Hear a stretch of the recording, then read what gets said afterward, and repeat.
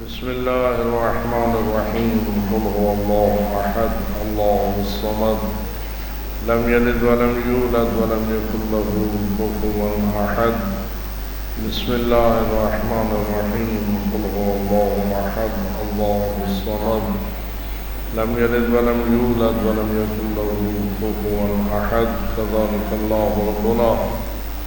اس تلاوت پاک کا اجر و ثواب ارواح طیب انبیاء و مرسلین، شہداء و صدیقین، بالخصوص شہداء کربلا اور ان سے محبت و عقیدت کا نور اپنے قلوب میں سجا کر عالم آخرت تک رحلت کرنے والے تمام مومنین اور مومنات کی ارواح تک ہدیہ کرنے کے لیے بآواز بلند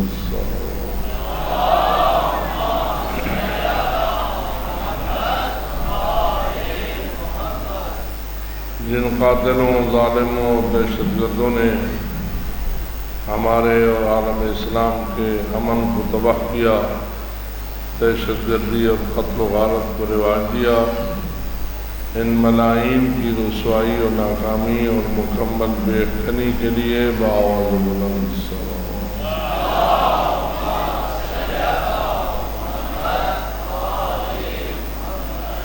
ہم سب اس یقین اور ایمان پر ہیں کہ عزاداری مظلوم کربلا کی یہ مجالس، یہ محافل جہاں ہماری نجات کا وسیلہ ہیں، ہماری ہدایت کا ذریعہ ہیں، ہمارے بزرگان کی بخشش کا وسیلہ ہیں اور ہمارے گناہوں کی مغفرت کا وسیلہ، وہاں یہ ہماری حاجت روائی اور مشکل کشائی میں بھی تاثیر رکھتی ہیں۔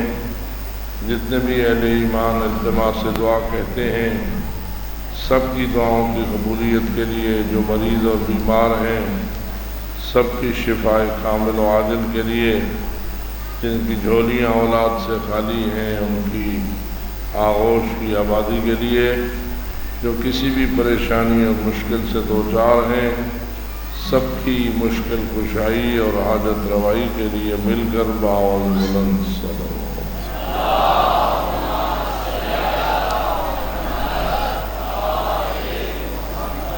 تعجیل ظہور حضرت قائم آل محمد علیہ السلام کے لیے بآواز بلند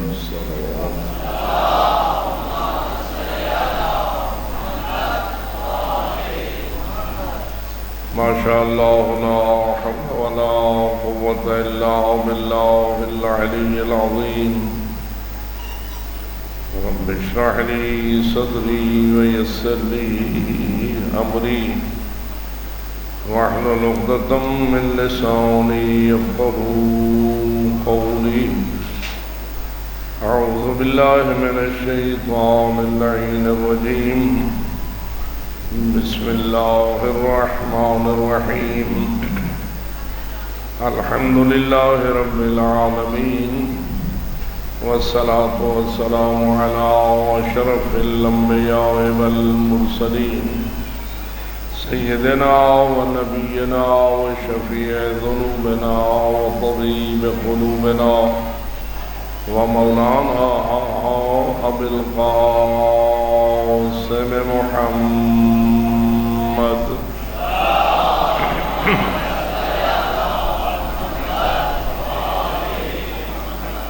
والصلاة والسلام على أهل بيته الطيبين الطاهرين المعصومين الغر الميامين المنتجبين المكرمين الذين قال الله تعالى في شأنهم إنما يريد الله ليذهب عنكم الرجس أهل البيت ويطهركم تطهيرا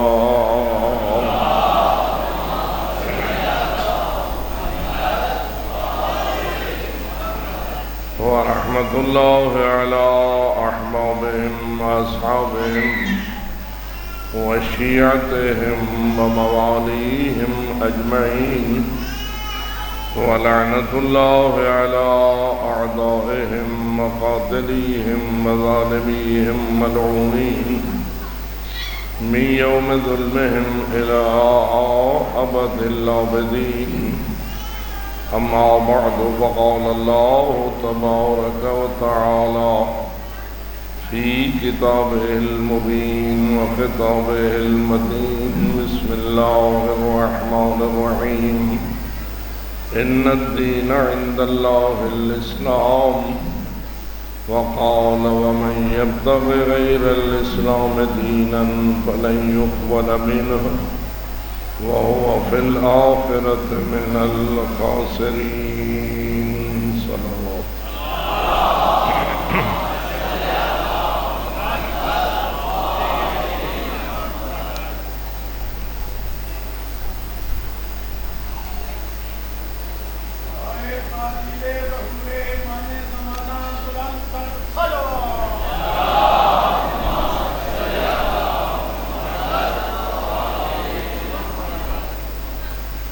ہیں کہ شرک پسندوں کی خوشامد کرتے ہوئے مرکزی انجمن جعفریہ کے صدر ڈاکٹر غلام رضا اور متولی غلام قمبر کو گرفتار کر لیا ہے.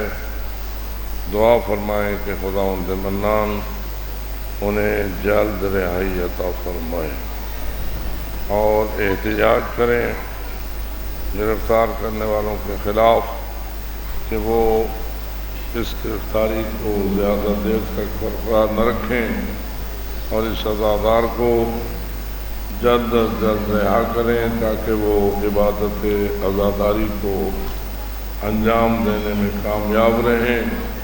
اس مقصد کے لیے بآواز بلند صلوات.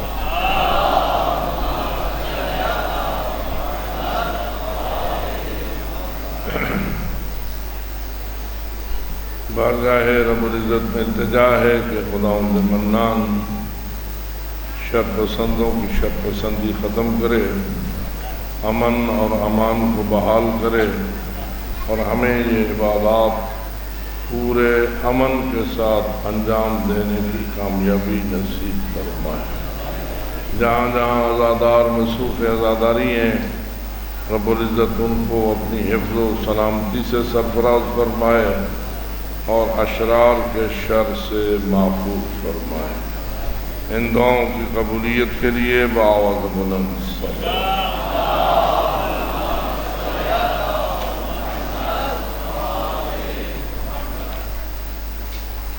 رب العزت نے اس نظام کو قائم کیا، اس میں جہاں وہ دنیا کا خالق ہے وہاں وہ دین کا بھی خالق ہے. رب العالمین ہے تو رب العالمین ہونے کے ساتھ ساتھ وہ حکیم علیم بھی ہے. جو کچھ کرتا ہے اپنے علم و حکمت کے مطابق کرتا ہے، نہ اس کے علم میں کوئی کمزوری ہے نہ اس کی حکمت میں کوئی نقص ہے. اس بات پر غور کرنے کی ضرورت ہے کہ اس نے دنیا بھی بنائی ہے اور اس نے آخرت بھی بنائی ہے.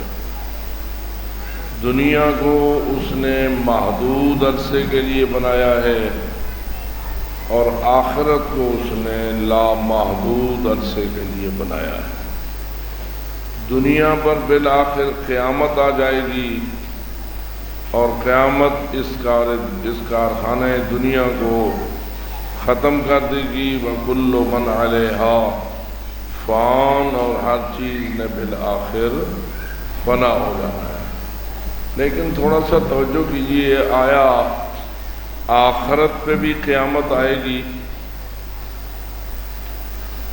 سوچیے اور ایک سوال کا جواب دینے کے لیے بآواز بلند صلوات پڑھیے.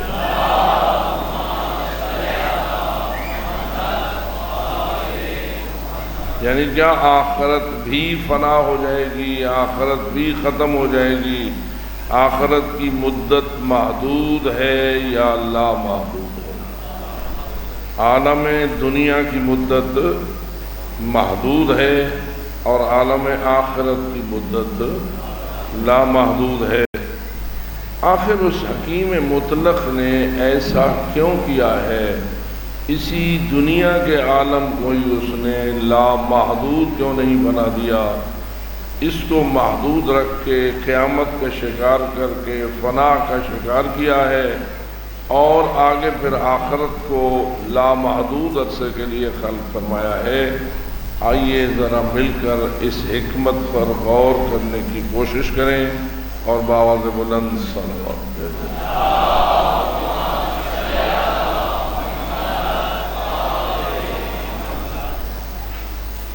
کیا وجہ ہے کہ ائمہ خدا، انبیاء، مرسلین، شہداء، ان محسنین کائنات کو اللہ نے دین کی ذمہ داری دی ہے یا دنیا کی ذمہ داری دی ہے؟ اس سوال پر ذرا ضرور غور کرنا ہے۔ دنیا میں کھانا ہے، پینا ہے، رہنا ہے، سونا ہے، ضروریات جسمانی ہیں، ضروریات بدنی ہیں، لیکن آپ اپنی جسمانی ضروریات کو آیا اپنی محنت کے ساتھ حاصل کر لیتے ہیں یا بغیر محنت کے آپ کو مل جاتی ہیں؟ اللہ فرماتا ہے لیس للانسان الا ما سعی، انسان کو نہیں مل سکتا مگر وہی جس کی انسان کوشش کرے۔ اگر کوشش نہیں کرے گا تو اسے دنیا نصیب نہیں ہوگی، دنیا کے لیے اسے کوشش کرنے کی ضرورت پڑتی ہے۔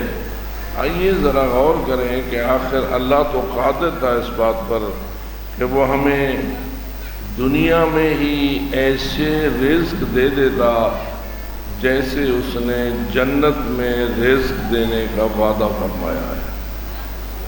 کیا خیال ہے آپ کا؟ جنت میں بھی آپ کو محنت کرنا پڑے گی، ہل چلانے پڑیں گے، منڈی میں جانا پڑے گا، دکانیں کھولنی پڑیں گی، ڈاکٹر ہوں گے، مریض ہوں گے، یہ سارا سلسلہ جو دنیا میں ہے آیا جنت میں بھی ہوگا یا نہیں؟ جی تو جنت میں تو آپ کو کوئی محنت مزدوری کرنے کی ضرورت نہیں ہے، آپ کے لیے کوئی بیماری نہیں ہے، آپ کے لیے کوئی دکھ نہیں ہے۔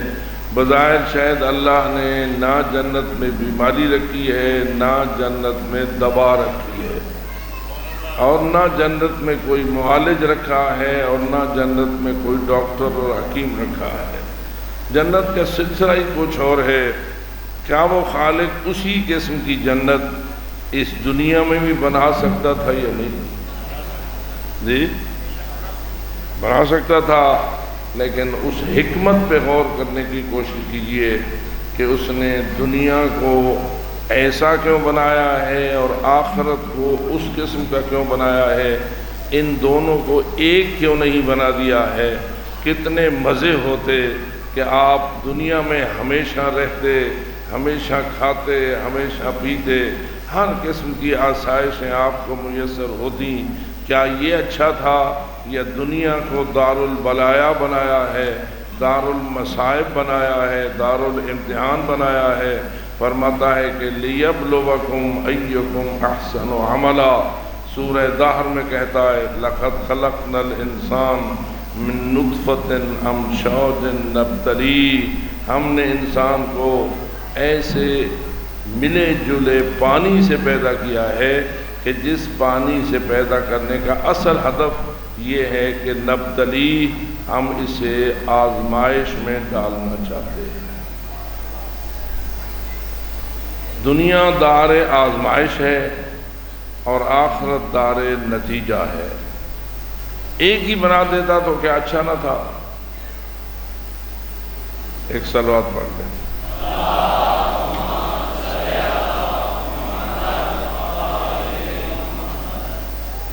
میں سمجھتا ہوں بڑا فرق ہے حیوان اور انسان کے درمیان،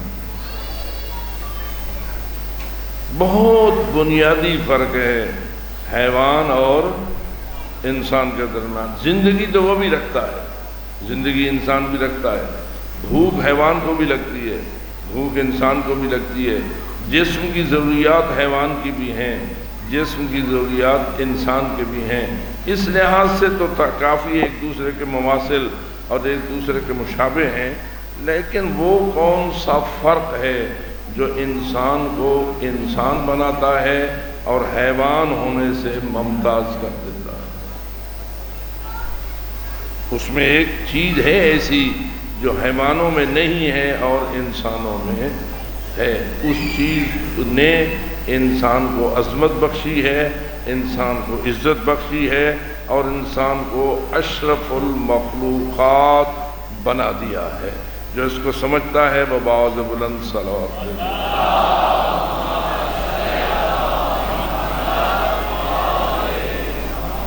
عزاداری کی محفل میں انسان آتے ہیں، حیوان نہیں آتے۔ ویسے آپ کا کیا خیال ہے، حیوان بھی امام حسین کو مانتے ہیں یا نہیں مانتے؟ جی مانتے ہیں، پکی گال ہے، حیوان بھی مانتے ہیں، آپ بھی مانتے ہیں، لیکن یہ جو محفلیں عزاداری کی ہوتی ہیں، مجلسیں ہوتی ہیں، ان میں حیوانات کو نہ دعوت دی جاتی ہے، نہ حیوانات آتے ہیں، آنے والے فقط انسان ہوتے ہیں۔ معلوم ہوا عزاداری میں کوئی ایسی چیز بیان کی جاتی ہے جو انسانوں کے لائق ہے، حیوانوں کے لائق نہیں ہے۔ انسان کو اللہ نے ایک تو روح سے نوازا ہے، ایسا روح نہیں جیسا حیوان میں ہوتا ہے، ایسے روح سے نوازا ہے جیسا روح اللہ نے حضرت آدم کو دیا تھا۔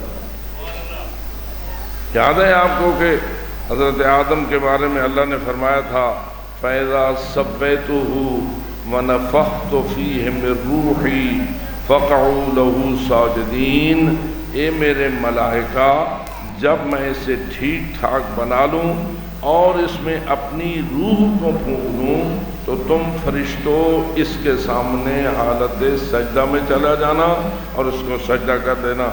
کون سی چیز ہے انسان میں کہ جس نے اسے مسجود ملائکہ بنایا؟ آپ ذرا غور کریں، فقط آدم علیہ السلام میں تھی یا ہمارے اندر بھی ہو سکتی ہے؟ یعنی کہ آپ کہہ سکتے ہیں کہ ہم بھی مسجود ملائکہ ہیں؟ کیا ہر انسان مسجود ملائکہ ہے؟ ہر انسان کو ملائکہ سجدہ کرتے ہیں؟ بلکہ بہت سارے انسان ایسے ہیں جن پہ ملائکہ ناراض ہیں، غضبناک ہیں اور اللہ کی طرف سے لعنت کا طوق بہت سارے انسانوں کی گردن میں ڈالتے ہیں، جن میں سے ایک بہت بڑا طوق یزید کی گردن میں ہے، اور یزیدیوں کو لائق لعنت قرار دیا گیا ہے۔ کیا خیال ہے آپ کا، یزید پہ ملائکہ اس وقت عذاب کر رہے ہوں گے یا اس کو خوش کر رہے ہوں گے؟ جی ملائکہ کے ہاتھ میں ہے نا۔ اللہ فرماتا ہے قرآن مجید میں کچھ انسان ایسے ہوتے ہیں جب ان کی موت کا وقت آتا ہے تو تتوفاہم الملائکہ ویضربون وجوہہم، ملائکہ آتے ہیں ان انسانوں کا روح قبض کرتے ہیں اور قبض روح کی حالت میں ان کے چہرے پر ضربیں مارتے ہیں۔ ایسے انسان بھی ہوتے ہیں یا نہیں؟ اور ایسے انسان بھی ہوتے ہیں جن کے متعلق فرماتے ہیں رسول اکرم صلی اللہ علیہ وآلہ وسلم الا ومن مات علی حب آل محمد بشرہ ملک الموت بالجنہ ثم منکر و نکیر، جو انسان حب آل محمد پہ مرتا ہے اسے پہلے عزرائیل جنت کی بشارت دیتا ہے اور اندر قبر میں آ کر نکیرین جنت کی بشارت دیتے ہیں۔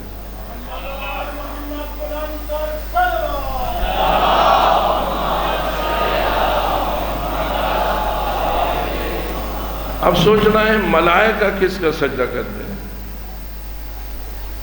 آدم علیہ السلام کا سجدہ تو ملائکہ نے کیا، لیکن آدم میں وہ کیا چیز تھی جس کو وہ سجدہ کر رہے تھے؟ اپنے اندر وہ چیز پیدا کرو گے تو ملائکہ آپ کا بھی سجدہ کرنے لگ جائیں گے۔ حضرت امیر المومنین علی ابن ابی طالب علیہ السلام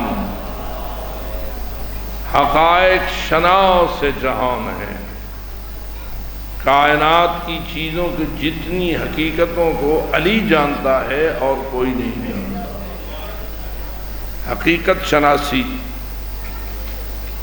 اصل کو پہچاننا، یہ یا مدینۃ العلم جانتا ہے یا باب مدینۃ العلم جانتا ہے۔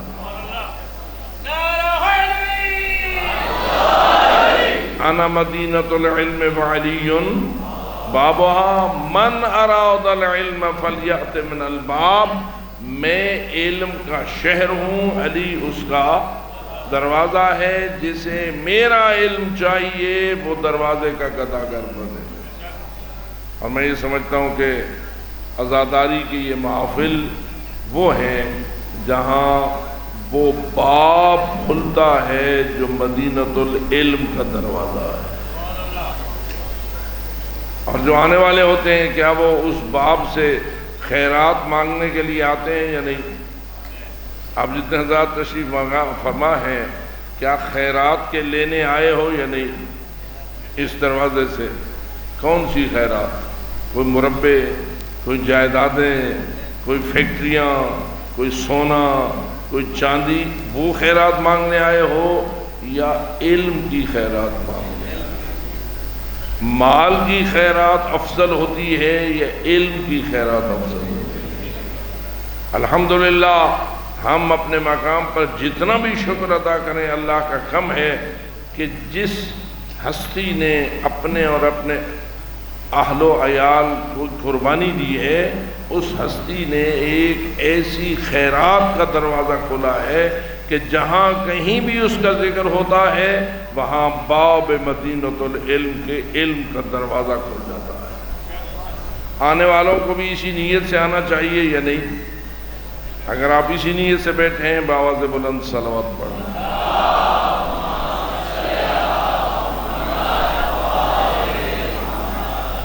حضرت امیر المومنین فرماتے ہیں ان اللہ تعالی خلق الملائکہ فرکب فیہم العقل وخلق البہائم فرکب فیہم الشہوہ وخلق بنی آدم فرکب فیہم العقل والشہوہ فمن غلب عقلہ علی شہوتہ هو اعلی من الملائکہ ومن غلب شہوتہ علی عقلہ هو ادنی من البہائم۔ علی مولا کی روح کو شادمان کرنے اور ان کا ممنون احسان ہونے کے لیے بآواز بلند صلوات۔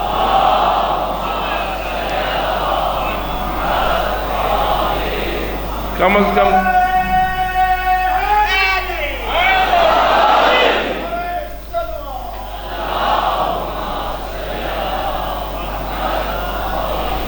تین قسم کی مخلوقات کی حقیقتوں کو آپ کا مولا بیان فرما رہا ہے۔ ایک مخلوق خدا ہے جسے ملائکہ کہتے ہیں، ایک مخلوق خدا ہے جسے حیوانات جانور کہتے ہیں، ایک مخلوق خدا ہے جسے بنی آدم کہتے ہیں۔ آپ بنی آدم ہیں، حیوان بھی آپ جانتے ہیں، اور ملائکہ بھی ماشاءاللہ تشریف فرما ہے۔ جو اس محفل میں ملائکہ کے ساتھ بیٹھا ہے وہ ملائکہ کے ساتھ مل کر صلوات تلاوت کرے۔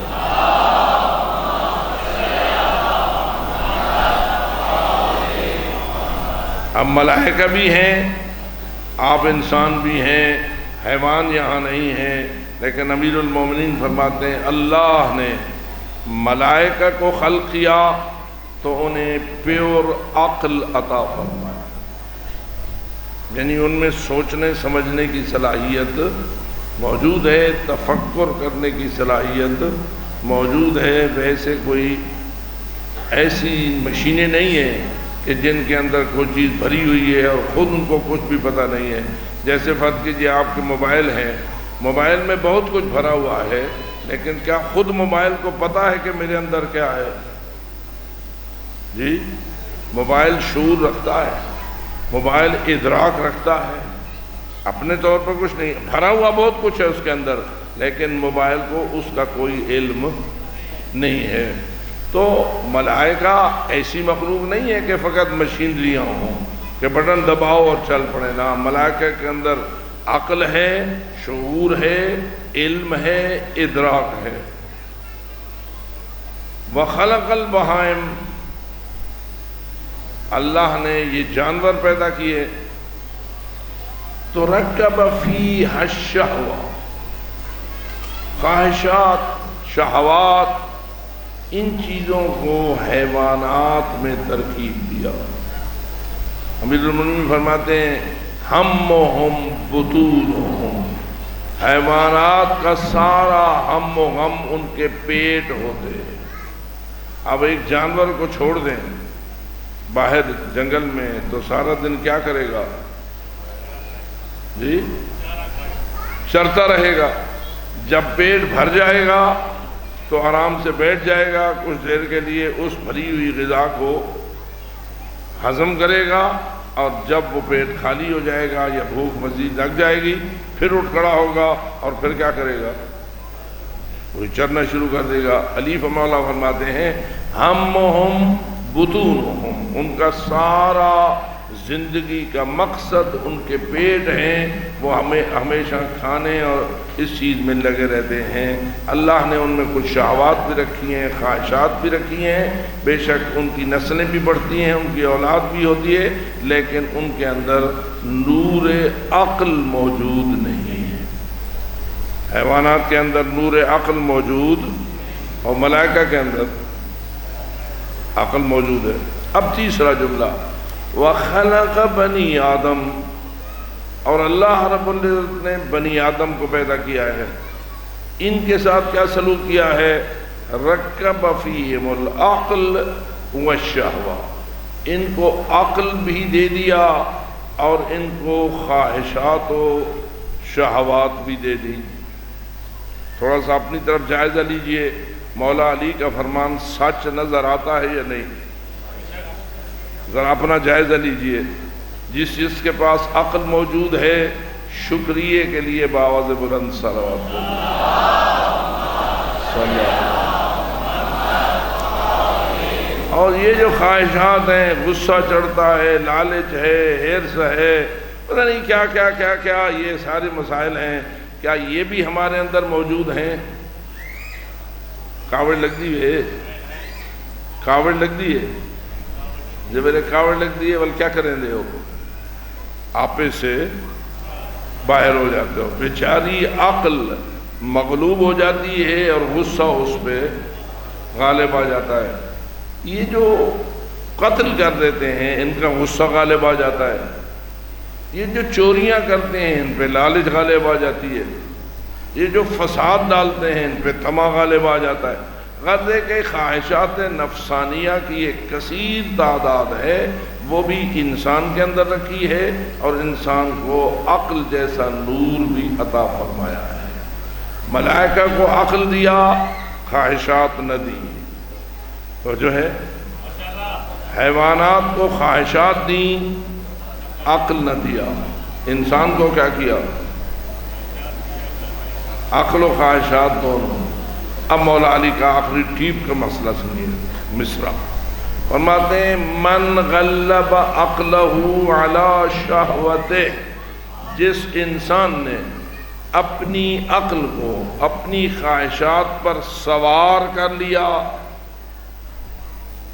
تو جو ہے اپنی خواہشات کی باغ ڈور اپنی عقل کے ہاتھ میں دے دی، اور عقل کے تقاضوں کے مطابق خواہشات کو استعمال کیا، هو اعلی من الملائکہ، ایسا بنی آدم اور ایسا انسان ملائکہ سے بھی افضل ہے۔ ومن غلب شہوتہ علی عقلہ، اور جس انسان نے اپنی شہوات و خواہشات کو اپنی عقل پر غالب کر دیا، اور اس کی خواہشات ہمیشہ وہ غالب رہیں، باغ ڈور خواہشات کے ہاتھ میں ہے، باغڈور عقل کے ہاتھ میں نہیں، عقل مغلوب ہے، خواہشات غالب ہیں۔ اس کے بارے میں مولا علی فرماتے ہیں هو ادنی من البہائم، یہ انسان تو ہے لیکن حیوانوں سے بھی بدتر ہے۔ اب کچھ سمجھ آئی عزاداری کی محافل میں آنے کا فائدہ کیا ہے؟ امام حسین کا غلام بننے کا مقصد کیا ہے؟ یہ ساری محنت جو عزاداری کے حوالے سے ہوتی ہے، مجالس بھی ہیں، محافل بھی ہیں، ماتمداری بھی ہے، تعزیہ بھی ہے، علم بھی ہے، ذوالجناح بھی ہے، نیازیں بھی ہیں، سب کچھ ہو رہا ہے، سب ہی عبادت ہے۔ اور اللہ ان عبادات کو قبول کرے۔ ہم ان کو رسمیں نہیں سمجھتے، ہم انہیں عبادات سمجھتے ہیں۔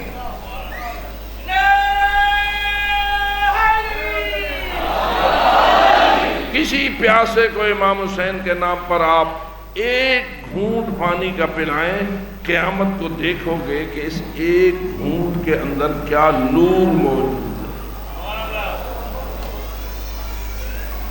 جتنی بھی میں اس کا حوالہ دوں وہ کم ہے، غرض ہے کہ جتنی بھی حسینیت کو ادا کرنے کے لیے کوششیں ہیں، مختلف انداز سے ہیں، لیکن یہ سب ہی سب کیوں ہیں؟ قربتاً الی اللہ۔ آپ جو نیازیں لوگوں کو کھلاتے ہیں کس نیت سے؟ یاری پالنے کے لیے، دوستی پالنے کے لیے، اپنا نام بلند کرنے کے لیے، اپنی شہرت کرانے کے لیے کروڑوں روپے لگتے ہیں اس پر۔ کیوں؟ فقط اس لیے کہ اللہ راضی ہوتا ہے اس پر جو حسین مولا کے مشن کی خدمت کرتا ہے۔ اللہ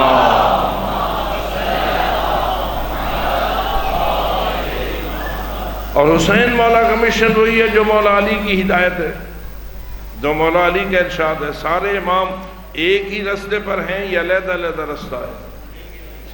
اہدنا الصراط المستقیم صراط الذین انعمت علیہم، اے اللہ ہمیں صراط مستقیم نصیب فرما جو ان ہستیوں کا رستہ ہے جن پر تو نے اپنے انعامات فرمائے ہیں۔ وہ کون سی انعامات ہیں؟ جس کو نبوت دی ہے، جن کو رسالت دی ہے، جن کو امامت دی ہے، جن کو ولایت دی ہے، ان کا راستہ صراط مستقیم ہے، آدم سے لے کے حسین تک۔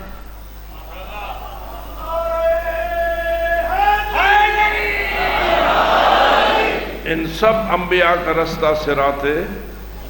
یہ دیکھا ہے آپ نے جو زیارت وارث پڑھتے ہیں، شب جمعہ بھی پڑھی جاتی ہے، کربلا میں جا کے پڑھی جاتی ہے، کیا کہتے ہو؟ السلام علیکہ یا وارث آدم صفت اللہ، السلام علیکہ یا وارث نوح نبی اللہ، السلام علیکہ یا وارث ابراہیم خلیل اللہ، السلام علیکہ یا وارث موسیٰ کلیم اللہ، السلام علیکہ یا وارث عیسیٰ روح اللہ، السلام علیکہ یا وارث محمد رسول اللہ، السلام علیکہ یا وارث امیر المؤمنین علی ولی اللہ۔ ایک ہی سلسلہ ہے یا فرق ہے؟ صراط مستقیم آدم کا بھی، خاتم کا بھی، انبیاء کا بھی، رسل کا بھی، ائمہ کا بھی، اولیاء کا بھی، سب ایک ہی راستے پر ہیں، فرق کوئی نہیں ہے۔ تو اس لیے میرے عزیز دوستو، مولا علی فرماتے ہیں تجھے کامیابی تب حاصل ہوگی، تو ملائکہ سے تب افضل ہوگا جب تجھے اپنی عقل کو اپنی خواہشات پر غلبہ دینے کا فن آ جائے گا۔ کیا خیال ہے؟ خواہشات کبھی ہمارا ساتھ چھوڑتی ہیں؟ میرے خیال سے سم ویندے ہو بولے تو بس چپ کر ویندی ہے۔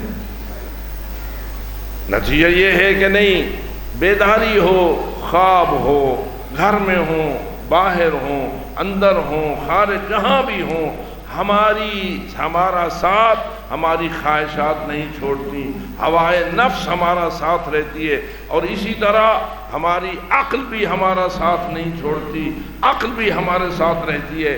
عقل کی جنگ خواہشات کے ساتھ، خواہشات کی جنگ عقل کے ساتھ، یہ کہاں کہاں ہوتی ہے؟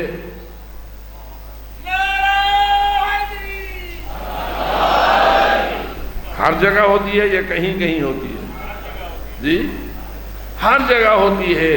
اور تجھے فن سکھایا ہے رسول اللہ نے اور ان کی پاک آل نے کہ خواہشات کو مغلوب کرنا اور عقل کو غالب رکھنا، اس کا طریقہ کار کیا ہے، اور اس طریقے کا نام دین ہے۔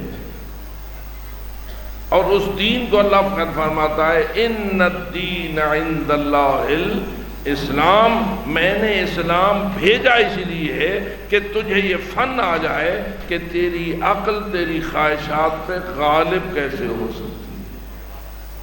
اگر بندہ اسلام کی تابعداری کرے تو خواہشات غالب آئیں گی یا عقل غالب آئے گی؟ اور اگر کبھی خواہشات غالب آ جائیں تو اس کا مطلب یہ ہوا کہ وہاں انسان نے اسلام کو لوز کر دیا ہے، اسلام کے سلسلے کو ذرا کمزور کر دیا ہے، اور جتنا اس کا دین کمزور ہوتا جائے گا اتنا دین کے رہبروں سے دور ہوتا جائے گا، دین کے پیشواؤں سے اتنا دور ہوتا جائے گا۔ اس لیے میں کل بھی عرض کر رہا تھا، اپنے کردار کی ہر وقت حفاظت کرنا چاہیے، اور ہر وقت اپنے آپ کو دیکھنا چاہیے کہ میں کس راستے پہ جا رہا ہوں۔ آیا اس راستے پہ جس پہ ملائکہ میرے غلام بن جائیں، یا اس راستے پہ کہ ملائکہ مجھ پہ لعنت کریں؟ کیا قرآن مجید کہتا ہے یا نہیں؟ لعنت اللہ وملائکتہ والناس اجمعین، فلانے ایسے ہیں، بالخصوص ان کے بارے میں اللہ فرماتا ہے جو میدان جنگ میں جائیں، دشمنوں کے ساتھ لڑنے کی بجائے پشت دکھا کے بھاگ جائیں اور اسلام کی پرواہ نہ کریں، اپنی جان کی پرواہ کریں، تو نتیجہ کیا ہوگا؟ ان پہ اللہ غضبناک ہوگا، ان پہ ملائکہ بھی غضبناک ہوں گے، ان پہ پوری دنیا صالحین بھی غضبناک ہوگی۔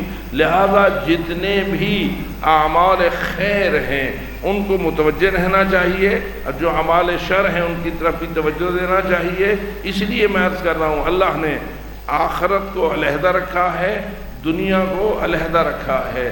باقی ساری جو مخلوقات دنیا میں خلق کی ہے، حیوانات ہیں، کیڑے ہیں، مکوڑے ہیں، پرندے ہیں، چرندے ہیں، ان کا حساب و کتاب نہیں۔ پتہ نہیں بات سمجھ آ رہی ہے یا نہیں؟ یہ جتنی چونٹیاں زمین پر پھرتی ہیں، کیا بروز محشر ان کا بھی حساب و کتاب ہوگا؟ ان کی بھی کوئی جنت جہنم ہوگی؟ نہیں، یہ تو تیرے لیے خلق کیے گئے ہیں، ان کو فنا کر دے گا اور پھر دوبارہ ان کو زندہ نہیں کرے گا۔ ہاں، اے حضرت انسان، تیرے بارے میں تیرے رب کا یہ فیصلہ ہے، میں نے تجھے کچھ عرصے کے لیے دنیا میں بھیجا ہے، تجھے موت کا ذائقہ چکھاؤں گا، پھر دوبارہ زندہ کروں گا، آگے آخرت لے جاؤں گا اور وہاں فیصلہ کروں گا تو نے دنیا برائے آخرت استعمال کی تھی یا دنیا برائے دنیا استعمال کی؟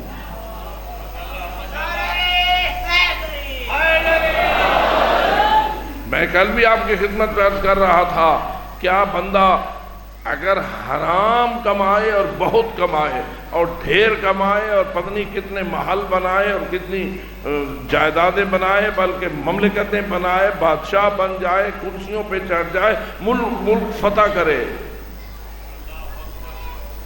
ایسے بندے ہیں جنہوں نے بہت سارے ملک فتح کیے تھے۔ سکندر اعظم کے بارے میں مشہور ہے، سکندر نام سنا ہے نا آپ نے سکندر اعظم کا؟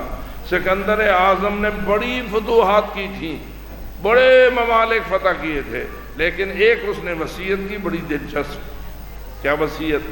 کہ جب میں مر جاؤں تو میرے ہاتھ میرے جنازے سے باہر رکھنا۔ تو جو ہو رہی ہے، آپ جیسے جنازہ بناتے ہیں اور جنازہ اٹھاتے ہیں تو ہاتھ کہاں ہوتے ہیں؟ میت کے اپنے بدن کے ساتھ رکھتے ہیں نا، اندر اس کے ہاتھ بندھے ہوئے ہوتے ہیں اور اس کفن کے اندر لپٹے ہوئے ہوتے ہیں، لیکن اس نے کہا کہ میرے ہاتھوں کو میرے جنازے سے باہر یوں کھلا رکھنا۔ کیوں؟ اس لیے کہ میں دنیا کو بتانا چاہتا ہوں جتنی بھی میں نے فتوحات کی آخر آج خالی ہاتھ جا رہا ہوں۔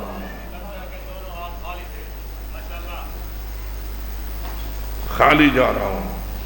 کیا خیال ہے کون خالی جاتا ہے؟ وہ خالی جاتا ہے جس کے دل میں حب آل محمد نہیں ہوتی۔ پتہ نہیں میرے اس لفظ کو آپ نے پہچانا یا نہیں پہچانا۔ جس کے قلب میں ولایت آل محمد کا نور نہیں ہوتا، اربوں خزانے اکٹھے کرے خالی جائے گا۔ جس کے دل میں ولایت علی ہے ایک جھونپڑی بھی اس کی نہ ہو تو بھی وہ خالی نہیں جائے گا۔ بس لیکن ایک نقطہ ضرور عرض کرنے کی جسارت کروں گا، جس کے دل میں ولایت علی ہوتی ہے آیا اس کی خواہشات عقل پہ غالب ہوتی ہیں یا عقل خواہشات پہ غالب ہوتی ہیں؟ بات سمجھ آئیے؟ ہمیں اپنا میزان کرنا چاہیے، اپنا جائزہ لینا چاہیے، کیا ہر وقت خواہشات کا پتلا بنا ہوا ہوں یا اللہ کی دی ہوئی نعمت عقل کو استعمال کرتا ہوں؟ اور اسی لیے اگر عقل کو استعمال کرتا ہے تو جو عقل کا امام ہے اس کا نام علی ہے۔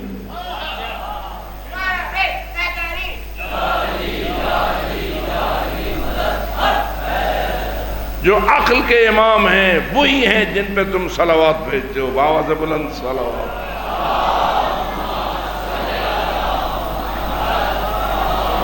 یہ صلواتیں فضول گوئی نہیں ہیں، یہ فقط الفاظ نہیں ہیں جو ہماری زبان سے نکلتے ہیں، خراج عقیدت ہے اور سلام دائمی ہے ان ہستیوں کو جو دنیا عقل کی رہنمائی کرتے رہتے ہیں۔ لوگ اپنے مقام پر بڑے عقل مند بننے پڑتے ہیں۔ ویسے فرمائیے یہ جو صدر امریکہ ہوتا ہے یہ کیا بڑا عقل مند نہیں ہوتا؟ چن کے نہیں بندے کو لاتے، ایسا ہی ہوتا ہے نا۔ پتہ نہیں آپ جانتے ہیں ان کی جو صدارت کا تک پہنچنے کا ایک طریقہ کار ہے، وہ پتہ نہیں کتنی مرتبہ اسے چھانتے ہیں، چھان کے آخر ایک بہت بڑی عقل مند اور دانا سیاسی شخصیت کو اپنی صدارت پہ بٹھاتے ہیں۔ لیکن آپ ذرا بتائیے، آپ نے بھی ماشاءاللہ بڑے صدر امریکہ دیکھ لیے اور بہت سارے آپ نے اپنی زندگی میں آزمائش کر لی، کہاں کہاں سے پتہ نہیں کلنٹن اور ریگن اور یہ اور وہ سارے صدر آپ نے دیکھ لیے۔ آپ کا کیا خیال ہے یہ سارے چالاک تھے یا عقل مند تھے؟ میں نے لفظ بولا ہے، دیکھتا ہوں آپ کیا نتیجے نکالتے ہیں۔ ایک لفظ ہے چالاک اور ایک لفظ ہے دانا۔ چالاکی اور دانائی میں کوئی فرق ہے؟ جی کیا فرق ہے؟ چالاکی کا رہنما شیطان ہے، دانائی کا رہنما علی ہے۔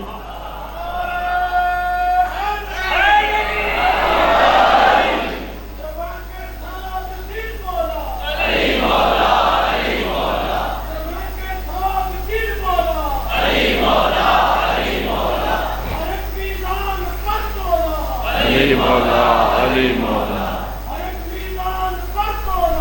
علی مولا، علی مولا۔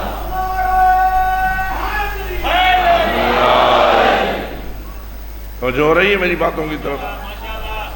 چالاکی کا رہنما کون ہے؟ ابلیس۔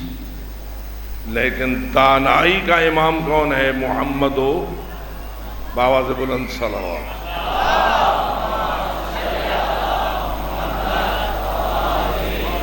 فقط صلوات پڑھ کے یہ نہ سمجھیں کہ ہم نے حق ادا کر دیا، صلوات جن پہ پڑھتے ہو ان کے پیچھے چلو، ان کی اقتدا کرو، ان سے سیکھو، ان سے سمجھو، اپنی دانش کو ان کے حوالے کرو، جو وہ کہیں وہ حق ہے۔ اسی لیے رسول نے فرمایا علی مع الحق والحق مع علی، علی ہمیشہ حق کے ساتھ ہے، حق ہمیشہ علی کے ساتھ ہے۔ بلکہ اس حد تک کہہ دیا اللہم ادر الحق حیث ما دار علی، اے اللہ حق ادھر سے بھیج دے جدھر علی چلا جائے۔ کیوں؟ اس لیے کہ علی پر دانائی عاشق ہے۔ یہ آیتیں ہیں جن کو آپ اگر سمجھیں تو سمجھ آ جائے گی۔ هو الذی ارسل رسولہ، یا هو الذی بعث فی الأمیین رسولا منہم یتلو علیہم آیاتہ ویزکیہم ویعلمہم الکتاب، پڑھیے، والحکمہ۔ رسول کیا کرنے آئے تھے؟ کتاب کی تعلیم دینے اور حکمت۔ حکمت اور دانائی ایک ہی چیز ہے، یہ فرق ہے۔ یہ بڑی مشکل ہے۔ ہمارے اردو دان بسا اوقات حکمت سمجھتے ہیں یہ جو نبض پہ ہاتھ رکھے اور نسخہ لکھ کر دے وہ حکیم ہوتا ہے۔ بابا یہ تو ڈاکٹر ہے، یہ معالج ہے۔ حکیم وہ ہے جس کی ہر حرکت میں دانائی کا نور نظر آتا ہے۔ اس لیے اللہ خود حکیم ہے اور اس نے حکمت سکھانے کے لیے مصطفیٰ کو بھیجا ہے، اور مصطفیٰ نے یہ فرمایا ہے انا دار الحکمت وعلی بابھا، میں حکمت کا گھر ہوں، علی اس کا دروازہ۔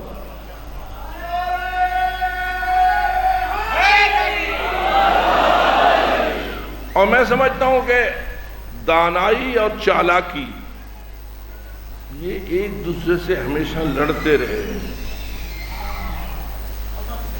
ان کی آپس میں ہمیشہ جنگ رہی ہے، اور اس جنگ میں لوگ یہ سمجھتے ہیں کہ چالاکی غالب ہے، حقیقت یہ ہے کہ دانائی غالب ہے۔ البتہ جو لوگ کم ظرف ہیں، چالاک ہیں، چھوٹے لوگ ہیں، چکر باز ہیں، وقتی طور کے اوپر فیصلوں کو اہمیت دیتے ہیں، ان کو البتہ میں کہہ سکتا ہوں کہ وہ یہ سمجھتے ہیں کہ ان کے نزدیک چالاکی غالب رہتی ہے، لیکن چالاکی کبھی دانائی کو شکست نہیں دے سکتی، دانائی ہمیشہ چالاکی کو شکست دے۔ کیا خیال ہے مولا علی کا جن لوگوں نے مقابلہ کیا وہ اپنی چالاکیاں کرتے رہے اور علی اپنی دانائی پہ عمل کرتے؟ پتہ نہیں بات میری سمجھ آ رہی ہے؟ علی کس پہ عمل کرتے رہے؟ حکمت و دانائی پہ عمل کرتے رہے۔ مقابلے والے کیا کرتے رہے؟ چالاکیوں پہ عمل کرتے رہے۔ اب کس کا نام زندہ ہے؟ اگر علی ہر طرف ہو رہی ہے تو دراصل دانائی کو فتح حاصل ہوئی ہے، چالاکی کو فتح حاصل نہیں ہوئی۔ چالاک وقتی طور کے اوپر لوگوں کو دغا دینے میں کامیاب ہو جائے گا، لیکن جو ہی پردہ ہٹے گا چالاکی جہنم جان آئے گی اور دانائی غالب ہوتی نظر آ جائے گی۔ اور آخر بھی اللہ نے یہ فیصلہ کر رکھا ہے کہ میں دانائی کو غالب کروں گا، اور جس ہستی کے ذریعہ دانائی پوری دنیا پہ چھا جائے گی آپ اس کا انتظار کر رہے ہیں۔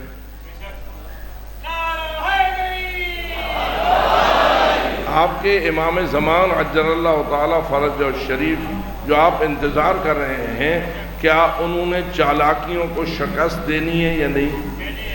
دانائی کو فتح دینی ہے یا نہیں؟ ہمیشہ کے لیے یا کچھ عرصے کے لیے؟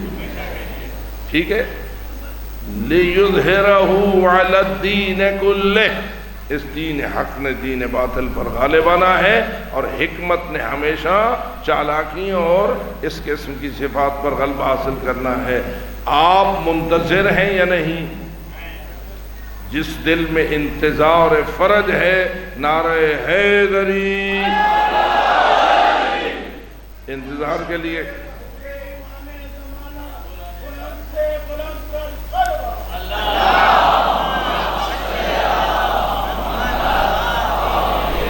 معمولی بات نہیں ہے.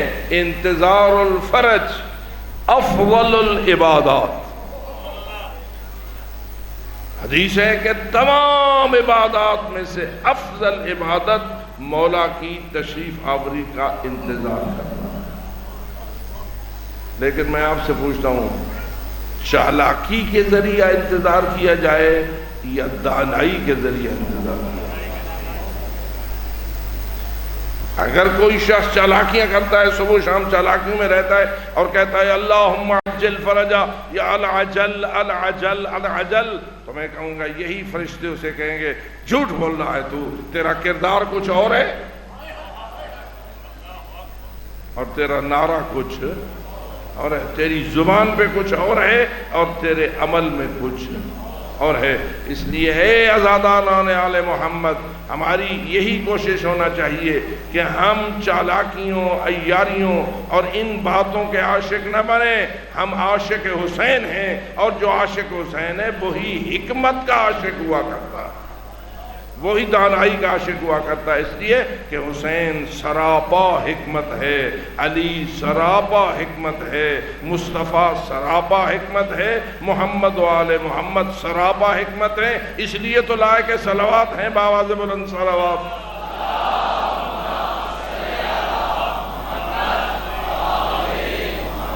امیر المومنین فرماتے تھے انی ادہل عرب، میں پوری عرب نگری کا سب سے بڑا سیاسی ہوں.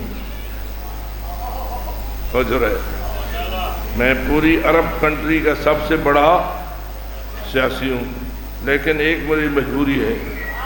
مجبوری کیا ہے؟ میں اپنے فیصلے میں اللہ اور رسول کا پابند ہوں.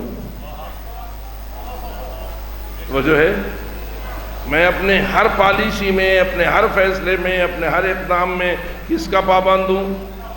اللہ اور اس کے رسول کا پابند ہوں. اور جو میرے مقابلے میں آتے ہیں وہ اللہ اور رسول کی پابندی سے آزاد ہیں. وہ اللہ کی سے بھی آزاد ہو جاتے ہیں، رسول سے بھی آزاد ہو جاتے ہیں. بالفاظ دیگر وہ اپنی چالاکیوں پہ عمل کرتے ہیں، میں محمد و آل محمد کا حکمت پہ عمل کرتا ہوں. لوگ سمجھتے ہیں کہ وہ کامیاب ہیں، جبکہ حقیقت میں میں کامیاب ہوں. میری کامیابی دائمی ہے اور ان کی کامیابی عارضی ہے.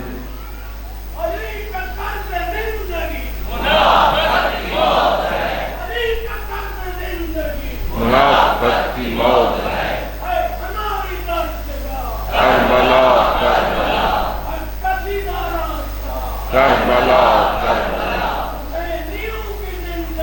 حقیقت و جہاد ہے، نجات ہے حیات ہے، نجات ہے حیات ہے.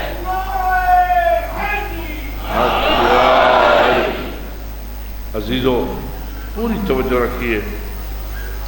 خود حضرت امام حسین علیہ السلام سراپا حکمت تھے یا نہیں؟ 100% دانائی پر عمل کرتے تھے یا نہیں؟ مقابلے میں کون تھا؟ یزید تھا. یزید نے پورا خاندان شہید کرا دیا امام حسین کا، خواتین کو قیدی بنا دیا، در بدر پھرایا. آج میں آپ سے پوچھتا ہوں کامیاب کون؟ حالانکہ بادشاہوں کی تو رسم یہی رہی ہے، جب بادشاہ دوسرے بادشاہوں سے جنگی مقابلے کرتے ہیں، جس بادشاہ نے مقابلے کے بادشاہ کو قتل کر دیا تو جس نے قتل کیا وہ فاتح ہو گیا اور جو مقتول ہو گیا وہ شکست خوردہ ہو گیا. ایسا ہوا ہے ہمیشہ یا نہیں؟ بادشاہوں کی جب مملکتوں کی جنگیں ہوتی رہی ہیں تو وہاں تو فتح و غلبے کا فیصلہ اسی طرح ہوتا ہے کہ جو لشکر غالب آ گیا وہ کامیاب ہو گیا اور وہ فاتح قرار پایا، اور جو لشکر مقتول ہو گیا، مغلوب ہو گیا، وہ شکست خوردہ قرار پایا. ایسا ہے یا نہیں ہے؟ لیکن مجھے یہ بتاؤ کربلا میں یہ تبدیلی کیسے آ گئی؟ کربلا میں تو امام حسین بمائے اپنے احباب و اصحاب کے سارے شہید ہو گئے اور خواتین قیدی ہو گئے، مال بھی لوٹ لیا گیا، سب کچھ لٹ گیا، پھر بھی آپ کہتے ہیں کون فاتح رہا؟ حسینیت فاتح رہی، یہ یزیدیت فاتح رہی۔ اس کا مطلب یہ ہوا کہ ظاہر کچھ اور ہوتا ہے، باطن کچھ اور ہوتا ہے۔ لوگ سمجھتے ہیں جو قتل کرے مقابل والے کو وہ کامیاب ہوتا ہے، لیکن حسینیت نام اس بات کا ہے کہ کبھی ایسا بھی ہوتا ہے کہ شہید ہو کے بھی قاتل کو شکست دے دی جائے، مقتول غالب ہو جاتا ہے قاتل پر۔ اس کو کہا تھا ایرانیوں نے کہ خون غالب آ جاتا ہے تلوار پر۔ ایک ہے تلوار خون پہ غالب آئے، ایک ہے خون تلوار پہ غالب آئے۔ کربلا اس کو کہتے ہیں۔ میرے دوستو، کربلا ایک ایسی نگری ہے جسے اللہ نے ازل سے چن رکھا۔ کیوں نہ میں دو جملے اس حوالے سے عرض کر دوں۔ ہے تو عام طور پر زمین ہی ہے نا، کربلا اس زمین کا ایک حصہ ہے، لیکن زمینوں میں فرق ہوتا ہے، خطوں میں فرق ہوتا ہے، نگریوں میں فرق ہوتا ہے۔ اگر پوچھ نظر امام سے تو تجھے بتائیں گے کہ کربلا کی شان کیا ہے۔ روایات میں یہ بات آئی ہوئی ہے کہ جب قیامت آئے گی نا، زمین تو تباہ ہو جائے گی، لیکن تیرا رب اس کربلا کے خطے کو اٹھا کر جنت کا حصہ بنا دے گا۔ کربلا کو یہاں سے اٹھائے گا اور جنت کا حصہ بنا دے گا، اور جنت پوری میں کربلا ایسے چمک دمک رہی ہوگی جیسے آسمان پر ستارے چمک رہے ہوں۔ کیوں؟ اس لیے کہ تمام انبیاء جانتے ہیں کہ کربلا کی کیا شان ہے، لیکن یہ شان کیوں ہے؟ شان اس خون کی وجہ سے ہے جو کربلا میں بہایا گیا۔ وہ خون اتنا قیمتی تھا کہ جس نے مشن کو معراج کرایا اور مقصد کو کامیاب کرایا۔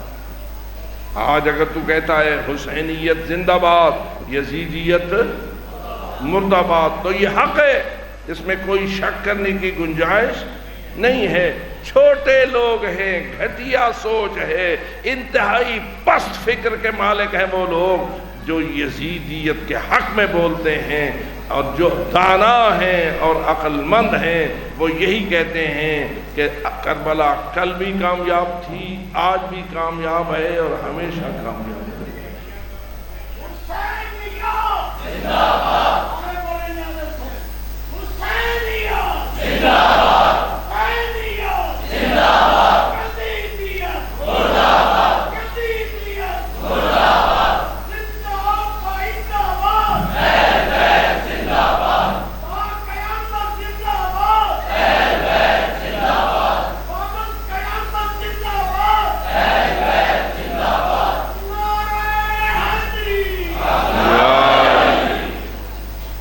میرے عزیزان گرامی کا پتہ نہیں اس خاک میں کیا چیز ہے کہ رسول اکرم اسے تحفے کے طور پر قبول کرتے ہیں۔ ائمہ خدا جو کربلا کی زیارت کو جاتے تھے لوگ، ان کو کہتے تھے تھوڑی سی خاک کربلا کی تحفے کے طور پر میں دے رہا ہوں۔ خاک کربلا پہ سجدہ جو اللہ نے آپ کو نصیب فرمایا ہے، خاک کربلا پہ سجدہ، جب سجدہ گزار سجدہ کرتا ہے تو اس کے سجدے کا نور ادھر تحت الثری تک اثر کرتا ہے، ادھر عرش علا تک اثر کرتا ہے۔ خاک کربلا، اگر تیرے ہاتھ میں اس کی بنی ہوئی تسبیح ہو، اگر تو تسبیح نہ بھی پڑھ رہا ہو تو تجھے تسبیح کا ثواب ملے گا۔ کیوں؟ کہ یہ خاک خود تسبیح پڑھتی ہے۔ خاک کربلا کے دانے خود تسبیح پڑھتے ہیں۔ معصومین نے اس کی وضاحت فرمائی ہے اس لیے میرے عزیز دوست، کربلا کی خاک کوئی معمولی چیز نہیں ہے، کائنات کی سب سے عظیم الشان چیز کا نام تربت حسین ہے، خاک کربلا ہے۔ پتہ نہیں رسول اللہ آپ نے اس خاک میں کیا دیکھا کہ حضرت ام سلمہ کو بطور امانت دے دیا،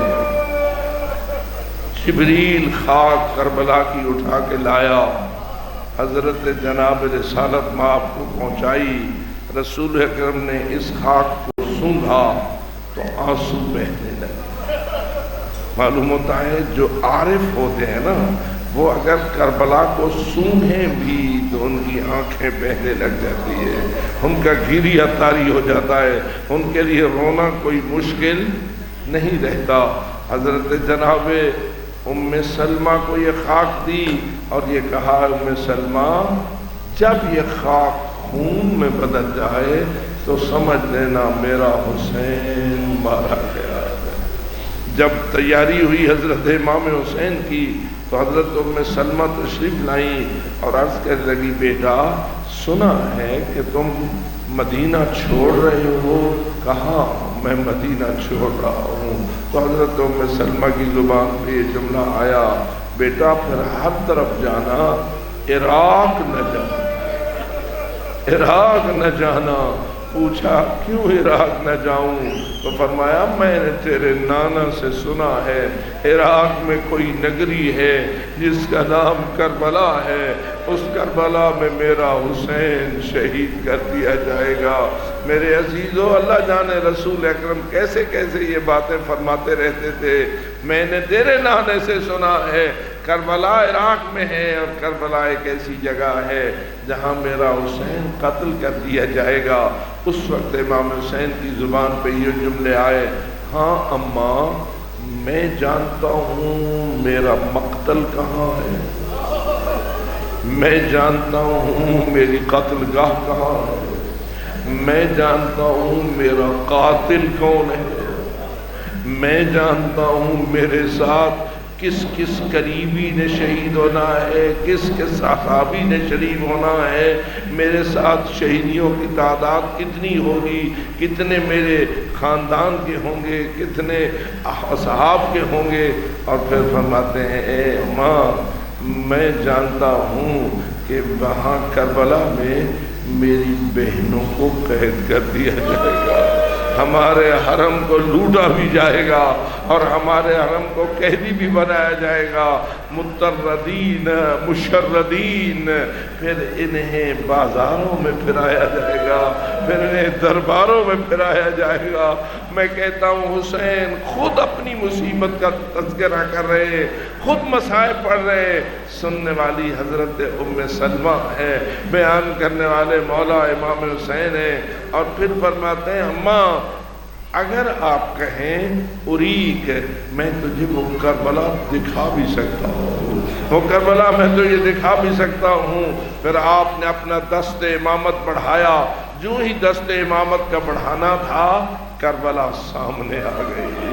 اب ذرا اپنے دل میں خود نقشہ جمائیے، ایک بیٹا ہے جو اپنی ماں کو دکھا رہا ہے، ماں یہ وہ جگہ ہے جہاں مجھے قتل کیا جائے گا، یہ وہ جگہ ہے جہاں میری بہنیں کھڑی ہوئی ہوں گی، یہ وہ جگہ ہے کہ جہاں میرا لاشا پڑا ہوا ہوگا، یہ وہ میدان ہے جہاں سارے لاشیں بکھرے ہوئے پڑے ہوئے ہوں گے۔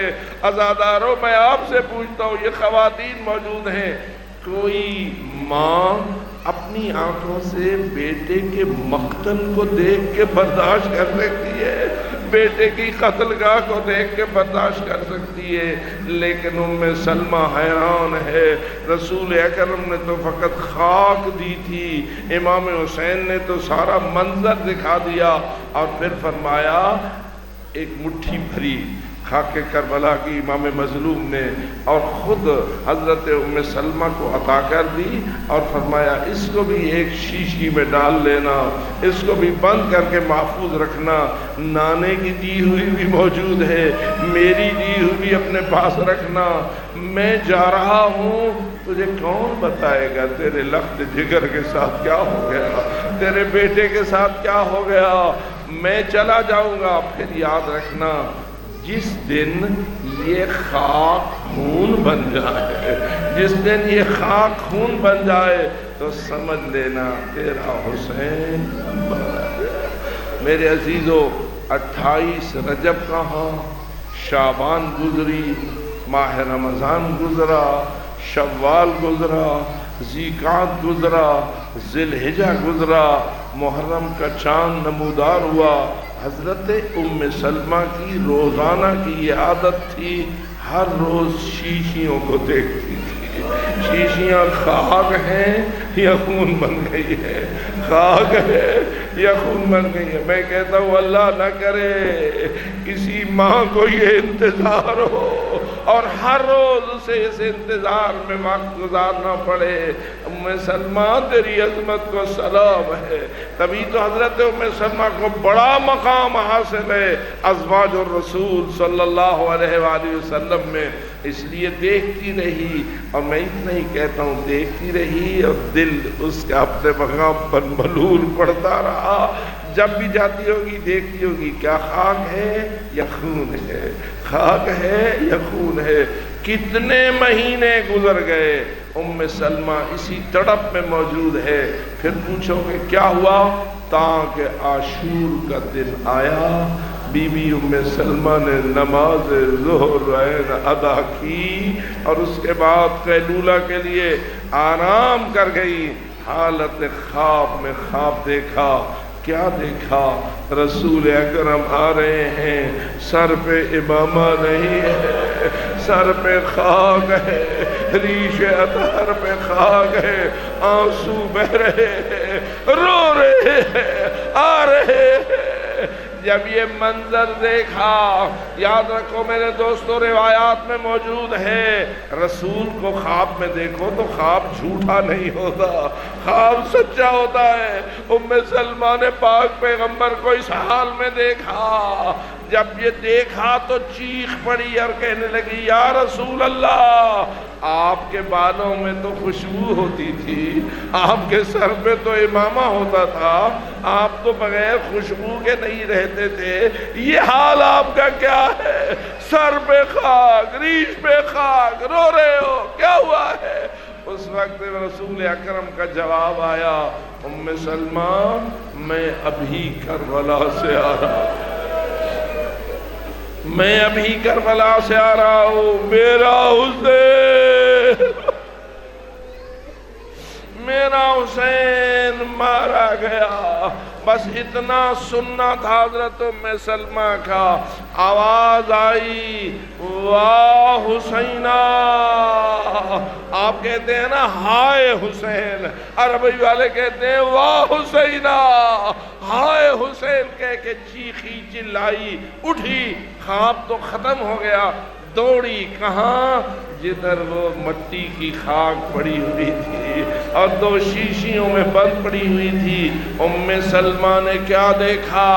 اب وہ مٹی مٹی نہیں ہے، سارت دمن عبیتا، اے ابلتا ہوا خون ہے، تازہ خون ہے جو اس شیشیوں سے ابل رہا ہے۔ جب یہ بھی دیکھ لیا، اب ام سلمہ نے ماتم کرنا شروع کیا، واہ حسینہ، واہ ولدا، واہ مہجت قلبہ، واہ قرۃ عینا، ہائے میری آنکھوں کی ٹھنڈک حسین، ہائے میرے دل کے میوہ حسین، ہائے میرے لخت جگر حسین، ہائے حسین، ہائے حسین۔ ام سلمہ زوجہ رسول ہے، اگر وہ ہائے حسین کرے تو یہ اسلام ہے، اور اگر ہم کریں تو تجھے تکلیف ہوتی ہے۔ آؤ مل کے سنت حضرت ام سلمہ میں عمل کرتے ہوئے، یا حسین، ہائے حسین، ہائے حسین۔ رونے کی صدائیں بلند ہو رہی تھیں، گریہ و ماتم شروع تھا۔ تو چار جملوں کی اجازت دیجئے۔ ادھر ام سلمہ نے جب رونا شروع کیا تو ہمسایوں میں جتنے بنی ہاشم کے گھر تھے ان سے بیویاں دوڑیں، دوڑ کر پہنچی حضرت ام سلمہ کے پاس، بی بی کیوں رو رہی ہو؟ کیا ہوا؟ اس وقت بی بی نے ان دو شیشیوں کو دکھایا، کہا وہ دیکھو جو خاک مجھے رسول نے دی تھی اور جو خاک مجھے مولا حسین نے دی تھی وہ تو خون میں بدل گئی۔ مجھے کہا تھا جب خون میں بدل جائے تو سمجھ لینا میرا حسین مارا گیا۔ عزاداروں، سب بیویوں نے ماتم شروع کیا، گریہ شروع ہوا۔ آپ اگر سوال کریں یہ کون بیویاں تھی، کیونکہ ہمارے بہت سارے پڑھنے والے کہتے ہیں کوئی پیچھے نہ رہ گیا تھا، میں توجہ دلاتا ہوں کون یہ بیویاں تھیں۔ تو ان بیویوں میں سے ایک بی بی کا نام ام البنین ہے، ایک بی بی کا نام ام البنین ہے۔ جانتے ہو حضرت ام البنین کون ہے؟ حضرت ام البنین کی شان کتنی ہے؟ جو عباس کو جانتا ہے وہ ام البنین کو جانتا ہے، جو علی کا عارف ہے وہ ام البنین کو جانتا ہے، جس سے علی مولا نے شادی اسی لیے کی کہ مجھے اللہ طاقت جوامت بیٹے دے گا جب کربلا میں کام آئیں گے۔ اللہ نے ام البنین کو 4 بیٹوں کی ماں بنایا تھا اور چاروں جوان تھے اور سارے حسین کے ساتھ کربلا میں گئے ہوئے تھے۔ اب جو حضرت ام البنین نے یہ منظر دیکھا، کیا ہوا؟ حسین مولا کے بارے میں مجھے رسول اکرم نے بتا دیا ہے کہ میرے حسین مارے گئے۔ میں آپ سے پوچھتا ہوں کیا ام المؤمنین سمجھ گئی ہوگی یا نہیں کہ میرا عباس بھی شہید ہوا، میرا جعفر بھی شہید ہوا، میرے سارے شہید ہوئے، کیونکہ یہ ممکن نہیں عباس زندہ ہو اور حسین شہید ہو جائے، عباس کے بھائی زندہ ہوں اور حسین شہید ہو جائے۔ اب میرے دوستو ام البنین نے بھی ماتم شروع کیا، حضرت ام سلمہ نے ماتم شروع کیا، حضرت ام ہانی جو مولا علی کی ہمشیرہ ہیں، حسین مولا کی پھپھی ہیں، انتہائی ضعیفۃ العمر تھی، وہ بھی رونے والوں میں شامل ہو گئی۔ ساری بیویاں، ماتم شروع ہوا، گریہ شروع ہوا۔ اب کیا ہوا؟ ان بیویوں کا ماتمی جلوس چلا، ام سلمہ کے کمرے سے چلا، کدھر گیا؟ روضہ رسول کی طرف گیا، روضہ پیغمبر اکرم کی طرف گیا اور پیغمبر اکرم کے پاس جا کر کہا یا رسول اللہ، یا رسول اللہ، ہم تجھے تیرے حسین کا پرسہ دے۔